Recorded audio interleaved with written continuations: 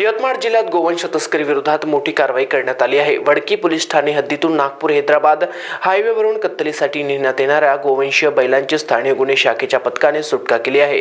15 डिसेंबर 2025 रोजी पेट्रोलिंग दरम्यान स्थानिक गुन्हे शाखेला गोपनीय माहिती मिळाली की 2 ट्रकद्वारे अवैधरित्या गोवंशाची वाहतूक केली जात आहे। त्यानंतर पांढरकवडा उपविभागातील ग्राम सिंधोडा गावाजवळ सापळा रचण्यात आला।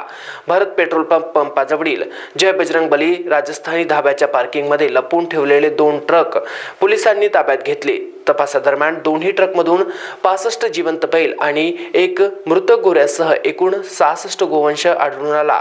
जनावरांना कोणतेही चारा पाण्याची व्यवस्था न करता अतिशय कोंदट व असुरक्षित पद्धतीने वाहतूक केल्याचे स्पष्ट झाले।